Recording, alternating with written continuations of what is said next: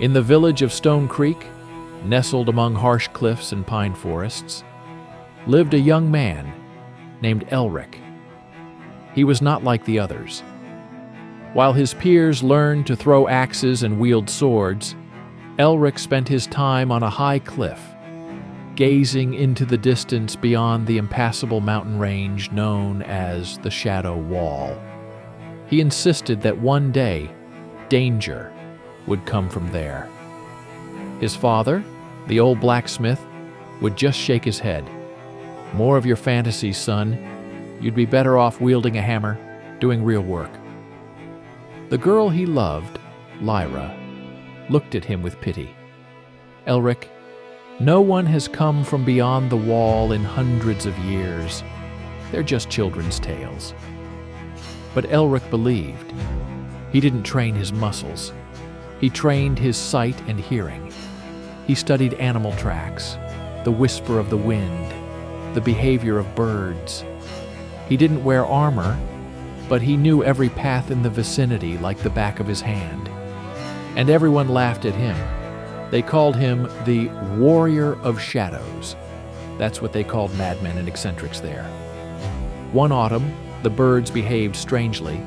They left the forest en masse, flying not south, but west.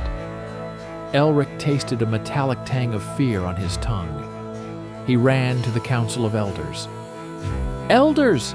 His voice trembled, not from fear, but from certainty. "They are coming from beyond the wall. I feel it. The birds are fleeing. The beasts have gone deep into the forest. We must prepare." A silence hung in the great hall, followed by a roar of laughter. Elder Borgar, a gray-haired veteran who hadn't seen war in his entire life, slammed his hand on the table. "There you go again with your fears, boy. Better go help gather firewood for the winter. Don't disgrace your family." That night, Elric did not sleep. He stood on his cliff and watched. And then he saw it. A faint glow at the foot of the shadow wall, unlike a campfire or a sunrise. It was sinister, crimson. He realized they wouldn't believe his words. There was only one path left, the path of action. While the village slept, Elric acted. He didn't try to wake people.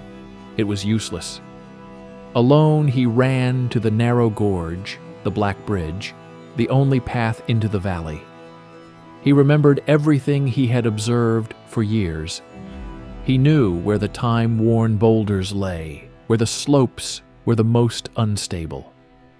With a cry that held all his pain from injustice and desperation, he began pushing stones, logs, anything he could move, into the gorge. His hands were bloody, his muscles burned with fire, but he did not stop. He was creating a barricade, a blockage made of everything he could find. When the first enemies, short, stocky creatures with eyes like coals, appeared on the other side of the gorge, their path was already blocked by a pile of stones and broken trees. They hissed with rage, trying to clear the pile, but it was too great. It was then that the villagers arrived, awakened by the wild noise. They froze in horror, looking at the monsters on the other side of the barricade and at the exhausted, mud-covered, bloodied Elric, who, breathing heavily, leaned on his spear like a true sentinel. The enemy, seeing that the element of surprise was lost and the passage blocked, retreated into the shadow of the mountains. A dead silence fell. Elder Borgar was the first to approach. He didn't say a word. He simply took the cloak from his own shoulders, woven by his wife for a great warrior, and draped it over Elric's trembling shoulders. Lyra ran to him, and in her eyes there was no longer pity, but a fire of pride and a silent plea for forgiveness. Elric was no longer called the Warrior of Shadows. Now they called him the Guardian of the Gorge. He never became the strongest fighter, but he became the one who was right, the one who saved his home not with brute strength, but with vigilance, faith, and the stubbornness of one whom no one would listen to. And his cliff became the most important post of